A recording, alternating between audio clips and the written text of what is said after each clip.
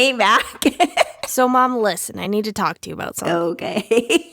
I was listening back to the episodes while I was editing them, looking at how I'm structuring them. And listen, Mom, we cannot be gross on this one because I don't know if you're aware, but we've been gross on the last few. Whose fault is that? Listen, we're a team. We're a team. Okay, I won't throw you under the bus, but... Well, that's famous last words for someone who's about to throw someone under the bus, Mom. So... No posterior talk this time.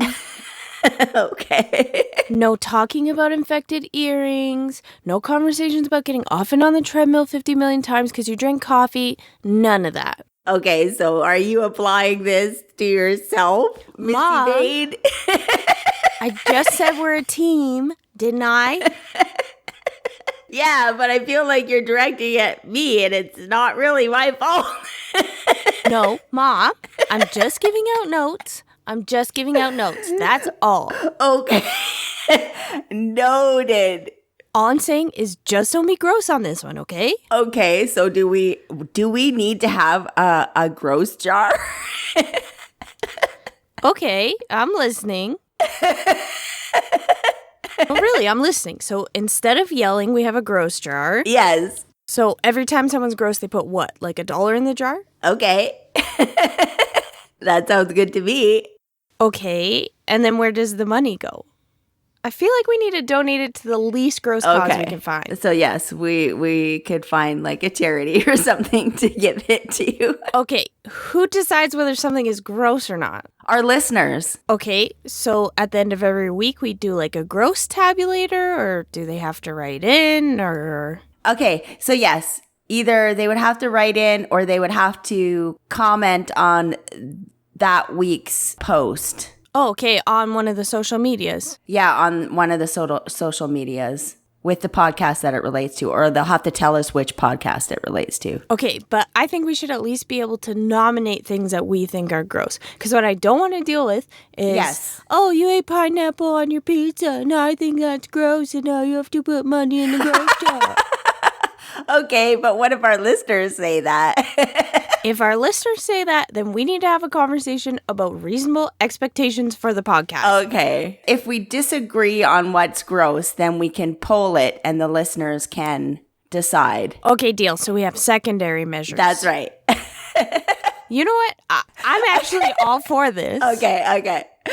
Now, in my brain, I'm just trying to think which of my jokes are going to be worth paying $1 to the grocery. Right. And it's for a good cause. That's so next right. time you're like, Mac, I don't want to talk about this. It's private. I'm going to be like, Mom, you don't want to talk about it? Even for charity? That's selfish.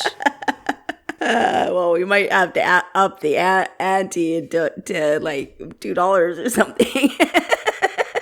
Well, I think as a person who's probably going to be putting the most money in the jar, you should decide how much. I'm willing to say, dear sweet internet friends, I'm willing to say that if something is super gross, super over the top, I am a big enough person, I'm willing to put more money in the gross jar. Okay. I think our listeners will hold you to it too.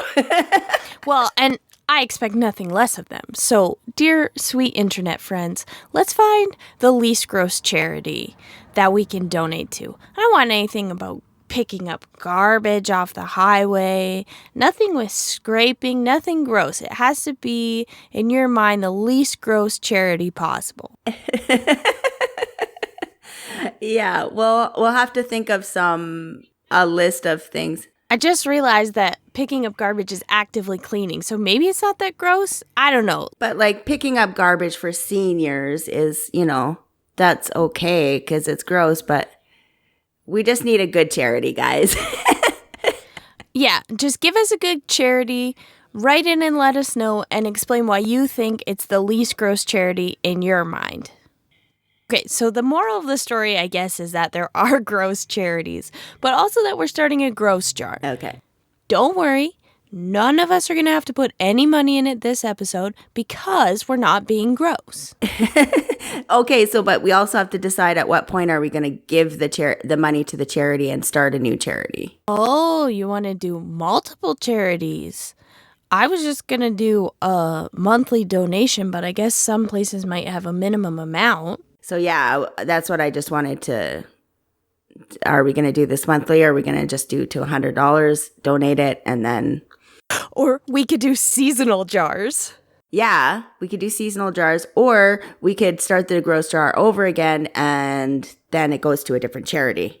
We'll see what kind of charities people come up with for us. Yeah, if we get a good list, we could totally rotate through them.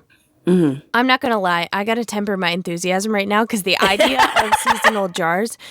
We could do 3 months of the year as the gross jar, and then the other 3 months of the year is like a needlessly polite jar for you. What? You heard me, Mom. What did you just say? What did you just say? A needlessly polite jar. I said it and I meant it. Wow, I never... It's when you do the thing where it's like, oh, well, this might not be the best, most, I think, idea of that, so that I don't mind if we just do it that way anyway. That's when you put money in the needlessly polite jar. Do a gross jar for me and a needlessly polite jar for you. I always say sorry for things that other people do, too. People get upset at me for doing that all the time. My friends pointed out quite frequently. More for me, I think when I say sorry, it's less about assigning blame and more about being like, oh, that was an unfortunate thing that happened. Sorry. Yeah. Like, I'm sorry that happened. That's awful. Yeah, like even when someone bumps into me, I say sorry. Yeah, I do too. And it's not because I bumped into them. It's more like, oh, that was weird that we collided. Ooh, yeah. Sorry. I do the same thing. Okay, it's decided. We have a gross jar going now, guys. Yes, we have an official gross jar, and I think I will be in charge of designing it because to be honest with you guys, it's very probably going to be a figurative jar because that's just asking for glassware to be broken. But we each do have to have a jar because we don't live together. That's correct. We have to have our own jar. Well, and we should even have statistics what the percentage of gross, who will have the percentage of gross in each jar. Like who's going to put the most money in the jar? Yeah, well, we know that already. Well, Mom. We know it's going to be you. Well, okay. At least you didn't need to put any money in the needlessly polite jar for that comment. Well, I wasn't being polite. I know. Oh my goodness. Anyways, we will keep tally of our separate donations to the gross jar. So, I think my mom just hung up on me, you guys. Sorry, I must have missed you, Mac. Brutal. This is the things I get for going around and actually, I should tell you guys this while she's not on the line to save some time. Oh, never mind. Here she is. Hello, Mom. Welcome back. She got so excited about the gross jar that she hung up on me. So yeah, send us your list of least gross charities and we'll start a gross jar. Yes, we will. That's probably a pretty good place to end this episode. First of all, congratulations to us for making it through a whole episode without being gross. Yes. You can find all our content at heymomheymac.com or we're at Hey Mom, Hey Mac across all social media. That's Mom with an O and Mac with a CK. Emergency announcement. The pre-orders for my new book that's coming out in the fall are now open, so you can find those at aluminumlinings.com. The book is called When Death Runs in the Family, and it's a comedy about death's illegitimate child that decides to overthrow the underworld. So it is just such a fun book, and I'm really excited to share it with you. Books will not be shipping until September, but you can pre-order your copy today, so it'll be in the mail before you even know it. Yes, and dear listeners, I already pre-ordered my copy.